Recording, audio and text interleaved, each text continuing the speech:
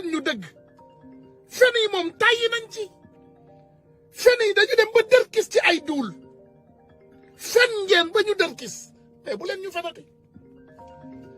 ay fen sololatul sénégalais yi Macky Sall dangaa fen dang ñu fen ba ñu dërkis Macky Sall boo waxatee rek sénégalais yi ne day duul c'est grave tu t'imagines que doomu aadama di wax adduna bi yëpp di ko déglu muy kilifa mu def conférence de presse pare adduna bi yëpp ne day duul kii nañu dimbali day fen grand maa ngi lay ziyaare bismillah maa ngi lay delloo ziyaar Ousmane Tounkara di la nuyu di nuyu auditoire yëpp di rafetlu ñu ngi lay fay ci combat bi ñu ngi lay fay mais nag Ousmane mënul ñàkk nit ñi buñ duggee foog ñu ne la merci ci li ngay def mënul ñàkk donc bàyyil nit ñi rek wax la ko rek bu leen coupé parce que aussi ça peut les bon je sais pas mais bàyyi rek tu koy wax ne gis lu baax da nga koy wax dégg nga bismillah voilà ndax tamit yow yaa ngi xeex découragé wu am na ñoo xamante ne da nga toog sa ruq bu la neexoon nga ne man de sama dund ñoŋ na maanaam sama dund yàlla nakkal na maa ngi suturu j'ai pas besoin du Sénégal donc naa toog sama ruq bàyyi leen mais defoo ko yaa ngi xeex pourtant am na ñu ko def donc bàyyi bu nit ñi duggee aussi mën la def remarque yooyu donc ma ñëw ci kàddu gi dafa xaw dafa particulier parce que Assane Diouf dafa nekkoon bitim réew nekk fa ñun ñu nekk bon ñu nekk Sénégal gis ndax bu en tout cas dafa mel ni que ñu nekk extérieur ñooy gën a am visibilité ci réew mi que ñu fi nekk nag gis nax yi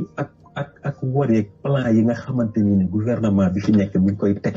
di nax sénégalais yi jaar seen kaw loolu révolté ko ba mu génn di wax di saaga donc saaga yi moom foofu la ko tàmbalee nekkul ne dañ ko déporté indi ko fii mu métti lu loolu ba tax mu leen di saaga déedéet ndax moom ba muy saaga temps yooyu ma nga fële États-Unis léegi nag dañ ko indi fii ak seeni pexe jéem ko lu doy waar indi ko ci réew mi boole ko avocat bu furbu boobu pour ñu noppiloo ko mu échec moom nag mu nekk biir Sénégal daal di dundaat li nga xamante nii ne la mu doon dégg nag ak li mu doon gis mu ñëw nag dundaat galère bi Sénégalais yi di dundee man j'ai vécu l'expérience parce que à mon temps j'étais étudiant ailleurs mais ba ma ñëwee Sénégal da ngay gis boo comparé les deux ñaari pays yi nga jógee développement bi nga fi nga jógee ak fii te vraiment gisoo lan moo tax yow sa réew war a mën bañ a développé donc da ngay dund ak Sénégalais yi galère bi nga xamante ne yow yaa ngi ko doon gis ba nga tollee extérieur loolu nag gën ko révolté mu nekk di saaga mais man mënuma jàpp ne Assane Diouf dafa am lu ko métti day vengé wu ci Macky Sall loolu moo tax muy saaga non tant que xanaa à moins que mu regretté bis bu toogoon nag regretté te bis boobu ba tey regretté wul benn yoon doo ko dégg mu regretté ne moom lu mu rëccu lu mu def yëpp vraiment da ko maintenir regretté wu ko c'est pour cela qu'il est digne de confiance donc jaatu na kon sénégalais yi jóg xeexal Assane Diouf parce que ba ñëpp noppee kenn amul nit ñi di gëlëm di nelaw télé Youssou Ndour bi di nelawal ak yeneen i télé moom mu osé jóg à haute voix crier haut et fort jàkkaarloog tout un gouvernement ayant pris connaissance des conséquences parce que aussi xam na ne bu toogoon turu comme kese moom dongu amaana duñ ko jàpp ndax xamoon na situation moom xam na situation bu baax mais mu jóg quand même défier tout ça ñëw taxaw di xeexal sénégalais yi di waxal Sénégal à sa manière bien sûr donc yaakaar naa ñun tamit bu ñu nar ba ñoo war a fay naar di xoromam pour mën a jóg jàppale Assane Diouf xeexal Assane Diouf fi may wax nag mooy franchement donc moom am na teraanga ba pare parce que tamit teraanga jaam yàlla la Macky Sall mënul xañ Assane Diouf teraangaam ndax bu fekkoon ne moom mën na ndax bu fekkee ne nit day xañee teraanga dafa naan Assane Diouf moo xañ boppam teraanga ndax mënoon na toog rukkam boobu rek ne du ma xel Sénégal ndax suma xeexee lii ak lii mën na ma ci fekk mais dafa défier tout ça ñëw Sénégal ñu indiwaat ko Sénégal mu continuer di wéy di xeex amaat opportunité peut-être delluwaat États-Unis mais defu ko mu continuer ci combat am donc bu xañ ne teraanga di am moom moo xañ boppam teraanga te Macky Sall mënu ko xañ teraangaam tey jii la ko Macky Sall gën a saxal sax ci biir xolu nit ñi tey la ko nit ñi gën a bëgg valeurs yi nekk ci Assane Diouf xaajaat bi nekk sax ci Macky Sall Assane Diouf am na nit ñi waaye tamit am na soxnaam tax tamit nekk na ci prison bi mais soxnaam demul benn yoon bàyyi ko li mu am na ñoo xamante nii ne ay milliardaires lañ fii amuñu ko nit feebar na rek sa jabar dem bàyyi la nit laagu nga sa jabar ne la man de mënutumay tëj di yëkkati di ak a teg damay dem nit nekk na ci prison sa avocat bi fekk la fa ak këyit ne la signal divorce mais jabaram ba léegi mi ngi ànd ak moom di ko xeexal di sonn ci xeex bi donc mu am loolu lépp donc moom ñàkkul dara je pense que am nit ñi mu ëpp am alal am teranga àdduna loo xamante ni boo dee fii nga koy bàyyi am nit ñi nga dugg ci xol nit ñi bëgg la loolu moo ëpp solo fuuf man sax damay toog ba saag ma ne Assane Diouf mii amal na àq jabaram ci d'accord ndax bu ñu waxante dëgg rek te yàlla tax parce que boobu ba léegi jàpp te déporté femme bi sonn di jaabante di xeex di kii vraiment man moom bu ça war na revoir tout ça vraiment parce que amal na ak jabootam parce que ñoom aussi dañuy sonn dañuy jaaxle non Assane Diouf c'est pas sa faute xam nga nit xam nga luy àq par exemple non sëñ bi yow xam nga ma yow xamante nañu ay xarit lañu mais xam nga luy àq xam nga lan mooy àq mooy nga mën a contrôler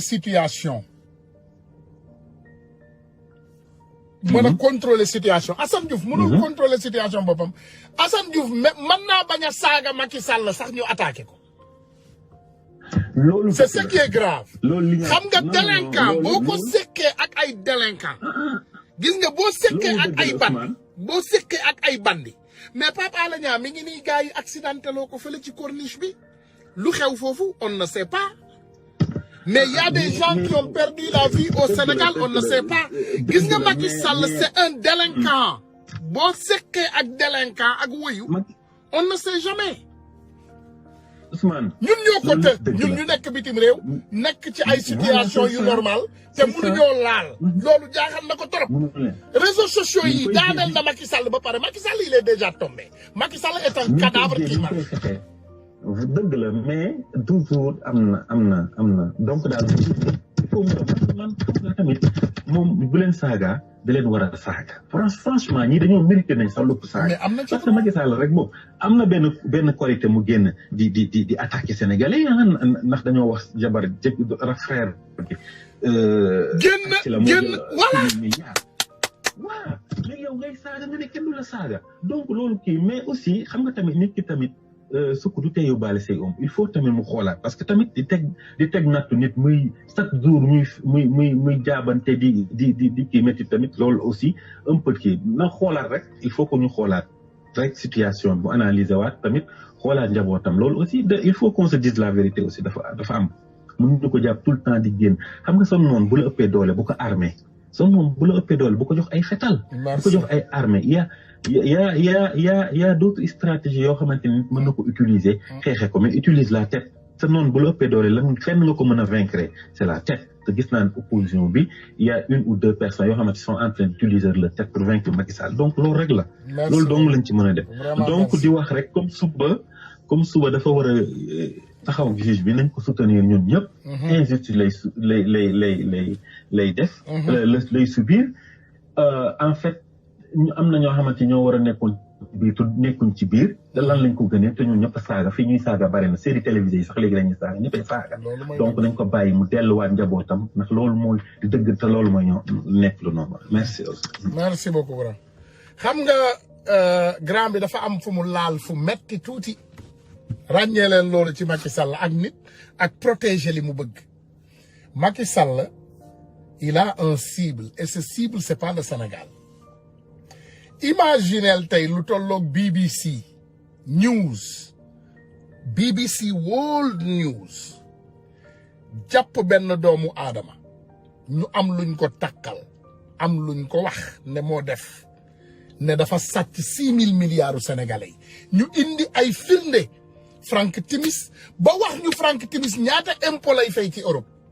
tegal ñu loolu yépp ci documentaire ils l'ont travaillé pendant des années ñu teg ko sur place sur le plateau public Macky Sall dem julli iid maanaam je ne me rappelle plus bu doon korité la wala tabaski mais xam naa ne dafa julli ji iid maanaam dafa julli ji julli bu mag ba ba mu génnee ci julli ja war a jéggalu sénégalais yépp ak il était tellement paniqué ce con là et même pas digne du nom de président il sort il dit à tous les sénégalais ah waaw dañoo jiiñ sama rakk sàcc voilà dañ ko jiiñ sàcc te du dëgg liñ ko jiiñ du dëgg dañoo jiiñ sama rakk te du dëgg. Macky Sall il se prend comme un roi sénégalais xamu leen nguur day dofloo ah le pouvoir rend fou Macky Sall dofoon na ba pare nag moom yembul mais le pouvoir rend con ça rend fou li ñuy wax dem leen ngeen xoolaat suñu vidéo yi on est constant et monsieur le président monsieur le voyou monsieur le délinquant je vais te mettre en garde je serai constant et je vais rester constant contre toi wallahi al azim man ak yow pik ak peel wala nga génn Sénégal man ak yow we just started akama am énergie I don't know if you know I've been talking for 2 hours I feel like I haven't said anything yet 2 heures de temps laa def di wax my energy is so high right now it makes no sense I have zero fatigue parce que lenn laa gëm de dama amoon yonent sallallahu alayhi wa sallam bu fi yàlla yónni muy Muhammad sallallahu alayhi wa sallam mu bàyyil ñu fi ay kaddu yoo xam ne doomu aadama yi dañ ko war a topp te ci kaddu yooyu mu bokkoon ci sunnaam mu ne bu ñuy noot sa askan boo ko mënee dindi ak sa doole nga dindi ko boo ko mënta dindi ak sa doole nga dindi ko ak sa làmmiñ boo ko mënta dindi ak sa làmmiñ nga dindi nga naqarlu ko donc yéen les charognards qui pensent que Tunkara man ngeen maa découragé man ngeen maa delloo ginnaaw man ngeen maa arrêté loo peine perdue cam peine perdue yéen ñi yaakaar ne man ngeen maa delloo ginnaaw man ngeen bàyyi tax man ma bàyyi xeex bi gëmu leen xamu leen dara bàyyi xeex bi dafa mel ni nga ne ma bàyyil julli duma ko wàcc wallahi azim wallahi billahi tallahi azim duma bàyyi Macky Sall ba àdduna tukki jamais gis nga bu bàyyi woon nguuru Sénégal gi te dugaluñ ko prison dinaa ko continuer xeex du lakkatu fii de comme mu jógee Sénégal daw nguur gi ñëw lakkatu fii ci këram gi Houston jamais am naa adresse bi I have the address never li ma xamul mënuma ci dara bu ma xamul fu mu dëkk bu ma xamul fu ma koy fekk bu ma xamul fu muy lakkatu mënuma ci dara mais lépp loo xam ne loi bi permettre na ma ko maag waa ji ba ci pik ak peel te les journalistes ces mercenaires là ñun ak ñoo am énergie gis nga 90 heures yi ngeen di passer par semaine pour jéem a def benn bind bu ndaw pour Macky Sall jox leen benn alal bu ndaw parce que amu leen loo leen dundee ñun am nañu lu ñuy dundee te bu ñu lekkee ba suur énergie bi yëpp ci Macky Sall lañ koy sippi gis nga bu ma paree ak yéen léegi nii wallahi damay dem ñu toggal ma benn suppu kànja bu neex wala maafe bu neex ma lekk ba sama biir fees ma naan sama boisson tëdd nelaw ma dem entraîner tuuti nag bu ma paree tux sama cigare voilà asalaamaaleykum. waaw yónnee naa la link médicament bi Malikam mi ngi ci sa WhatsApp jël ko nga liiral ko gars yi c'est très extrêmement dangereux pour les enfants maliens yi ndekete def nañ ci investigation gis nga bi ñu koy yóbbee ci kër xale yi parce que foofu sama turandoo moo fa nekk quoi c'est ma famille. yaayu xale bi elle est intelligente dafa relevé nank turu médicament yi ñuy jox xale ci boîte bi. merci beaucoup ci léegi link bi jëlal link bi nga expliquer que comment c'est dangereux pour les enfants. ok merci Mali ndekete def na ci investigation ba pare. ok ci WhatsApp bi ah. waaw non yónnee woo ko fii de. am kay link bi xoolal sa WhatsApp. non bële la boobu est-ce que bi ngay live fee. voilà boobu laay live fee mënu ma ko ubbi xanaa ma ubbi ko suba bu ma coupé ba pare quoi. voilà waaw. merci beaucoup merci voilà donc gars yi defe naa loolu ñun ñoo ko déggandoo suba la tey la lan tey la mercredi déjà n'est-ce pas macha allah tey la mercredi donc suba laay ñëw ak sama xarit Karim Abdou Karim Gueye suba on sera là Karim Tunkara et Karim incha allah ñu ñëwaat rek continuer waxtaan bi il faut que ngeen xam ne xamu leen li ngeen ko seqal you have no idea what you're up against benn doomu aadama bu ma Dalai Lama my favorite one of my favorite laa doon laa lire benn proverbe bu am solo mu ne boo xeebee sa bopp boo xeebee changement boo mën a def ci àdduna comme benn doomu aadama fanaanal ak yoo ci bi néeg xam nga yoo ni mu tuutee ci biir néeg tànk yaa ngi dégg waa doo nelaw you never fucking sleep so Macky Sall jël ñu nga def ñu yoo nga comprendre ne benn Ousmane Tounkara ak yow ba ci pik ak peel ba ci bàmmeel duma la bàyyi duñ la wàcc fuñ la fekk dinañu dal sa kaw sa sàcckat yooyu nañuy ñëw Amérique di nëbbatu de lu ma yëgul léegi man it am naa sama ay renseignements généraux fay naa ay doomu astafurlah échangé wante naa ak ay doomu aadama des biens nee naa leen saa boo leen gisee ay ministre wala ay dignitaire Sénégal yu ne cëpp fii ci Amérique faites-moi signe ma dem faire face ak ñoom ma laaj leen question yoo xam ne duñ ko nangu tontu sénégalais yi dinaa leen laaj dinaa leen teg caméra te dinaa leen laaj question bi à haute voix pare leen de Amérique moom fii kekk la nen du fi bonde waxu wolof la de kekk la nen du fi bonde vous les voleurs de la République là avec ces journalistes corrompus là saa yu ma leen gisee xam leen ne am 6'3" 235 pounds amul benn doomu aadama bu ma ragal loolu jël leen ko ngeen sànni ko fële boobu ma leen won li may def part time parce que dama leen di bañ a tiital déedéet waaye dinaa make sure ne yéen di ngeen ma dégg incha allah dinaa make sure di ngeen ma dégg te wallahi azim di ngeen tontu sénégalais yi di ngeen tontu sénégalais yi de seen caaxaan yi ak seen duul yi dama leen dul gis yéen ku ma ci gis les bandits qui sont entourés qui ont mangé cet argent du peuple yéen ñëpp nag laa wax dinaa leen fekk ba ci tuunu mbaam bi ngeen dugg di ngeen wax sénégalais yi pourquoi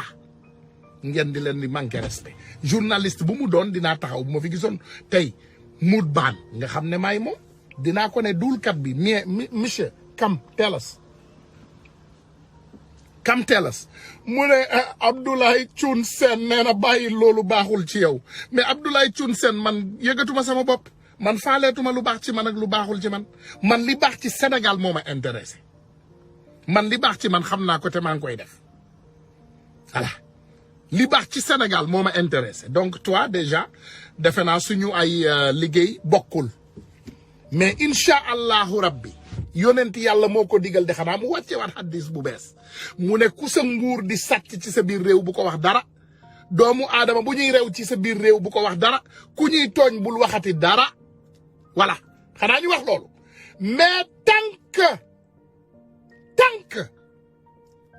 am nañu autorisation boo xam ne yonent yàlla Muhammad sallallahu alayhi wa sallam moo ko fi bàyyi woon nee na bu ñuy noot sa askan boo ko mënee dindi ak sa loxo nga dindi ko boo ko mënta dindi ak sa loxo nga dindi ko ak sa làmmiñ boo ko mënta dindi ak sa làmmiñ nga naqarlu ko ci sa biir xol dinaa ko continuer xeex man loolu laa gëm it's my philosophy my friend nothing can make me change that I feel like my people are being done wrong unless you show me otherwise 6 000 milliards la ñu jiiñ Alioune Sall sàcc Petro-Tim Sénégal Alioune Sall ko créé woon Banque de Dakar nee nañu leen Alioune Sall ko moom ña doon liggéeyee Petro-Tim yëpp ñu ngi liggéeyee Banque de Dakar les mêmes personnes les mêmes têtes Sahel Aviation Alioune Sall faaleetul dara ci Sénégal benn mongol doon na rakku buur benn mongol imbécile ñu indi ko moom mu ne nekk na buur nee na bu leen iñaan bu leen soxor ne soyez pas envieux nee na bu ñu nekk envieux mu ne soyez pas envieux voilà nit bu amee alal bu ko soxore il parle de l'argent du Sénégal qu'on l'a donné mais kii mooy golo il nous dit que bu leen soxor l'argent qu'on l'a donné lui nee na bul soxor wala ngay saaga monsieur le président saaga wuñu ñun malgré ta compréhension nous on suit notre hadith bi nga xam ne président américain bi sax xam na ko ndeysaan Joe Biden sax xam na ko ne répété na hadith wallahi répété bi voilà donc ma tegal leen vidéo Macky Sall bi c'est ici c'est pas loin déglu leen ko bu leen ñee kenn déglu leen Macky Sall jamais envieux ne soyez jamais envieux bu leen ñee kenn gis lu kenn am loolu mooy indi jalousie d'ailleurs suñu ay milliards bu ñu gis lu kenn am sa xol du neex mooy tax sa xol du neex voilà am xol bu neex mais fu la fekk yaa ngi mer yaa ngi xultu yaa ngi saaga waaw déglu loolu yàlla ñu si yàlla mosoo fexeel nga jàng ci mbind mu tooy warul sa xol di waaw moo di moo du rëbb sooy. Vous entendez ça Macky Sall nee na bul mer mu ne bu sa xol mer bu la dara naqari wala ne sois pas envieux bu dul loolu bul xool lu nit ki am parce que boo xoolee lu nit ki am da ngay mer ngay saaga non monsieur Macky Sall ñun gisuñu loo am on voit un voleur devant nous imaginez tey nga dem ci banque ba nga xam ne sa épargne yëpp banque bi nga ko dénk nga ñëw patron banque bi ñëw ci buntu bi moom di lekk yàpp di naan boisson mu ne ne soyez pas envieux kenn amatul xaalis ci banque bi bu leen mer ne vous fâchez pas voilà bu leen soxor c'est ce que Macky Sall nous dit Macky Sall est devenu milliardaire sur notre dos avec notre argent mu ne soyez pas envieux bu leen soxor ngeen nekk di saaga Macky Sall toi tu es un couillon yow mbaam nga yow tu es un grand vipère yow mbaam nga doo nit ay nit dénk la seen alal nga yor ay milliards jàmbur Macky nga di ci social comme ni ko gars yi di waxee ay milliards sénégalais yi nga leen di sànni ay pepp dugub tëdd ci alalu sénégalais yi nga naan ñu wala bu leen mer ne soyez pas envieux mais Macky tu es un imbécile mais tu es un imbécile yeewu leen mais on est dirigé par un délinquant il nous dit ne soyez pas jaloux Macky nee na bu leen ne soyez pas envieux bu leen soxor bu leen non Baba Aïdara dafa bàyyi dénoncer Baba Aïdara ak Mout Ban ak gars yooyu ñoo yem Baba Aïdara il a utilisé le document Petro-Tim ndax na nag ay xaritam am na fii ay xarit Amérique gars yi duñu ay journalistes waaye ndax na xaritam yi parce que dañu àndoon benn groupe doomu aadama bu bari même Mati Trois Pommes elle faisait partie du groupe nañ ko waxte de Mati ndeysaan ñi doon liggéey ak Baba Aïdara pour dénoncer affaire Petro-Tim bi Sénégal ci la bokk extraordinaire mu nax leen ñoom ñëpp daf leen duut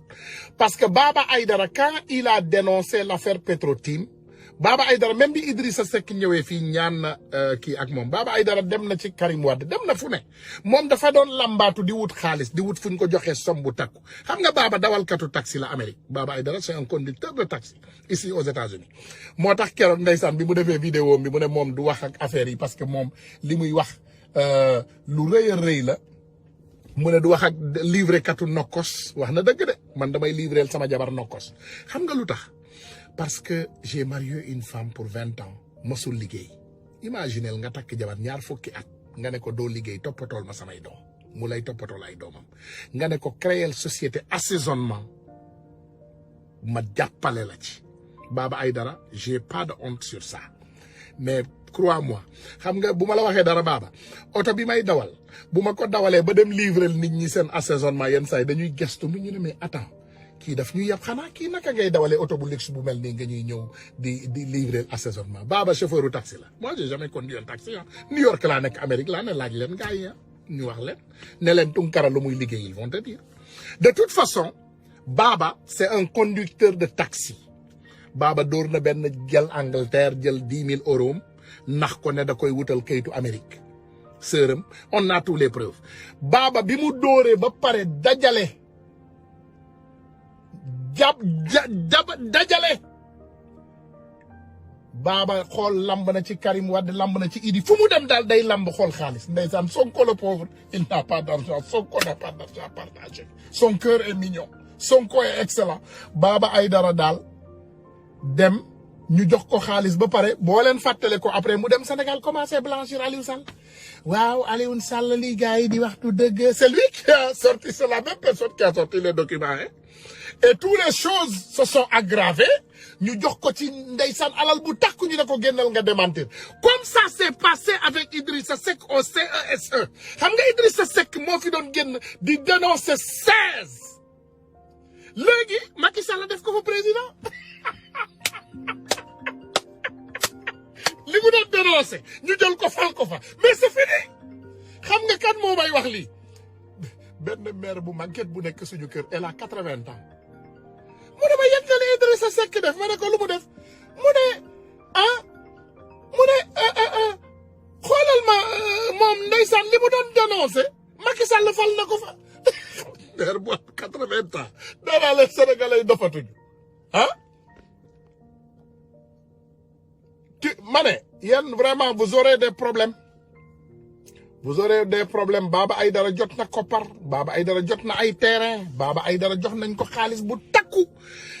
vidéo Mahélie Johnson boobu vidéo BBC bi daf ko déclaré de sama Facebook bi Baba Aïdara report na ko report ba son fi mu ne nii bu ma génnee tey tamit dina def 20 report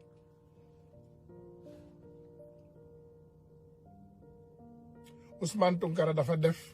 waree fam si jabaram man sama jabar sëñ bi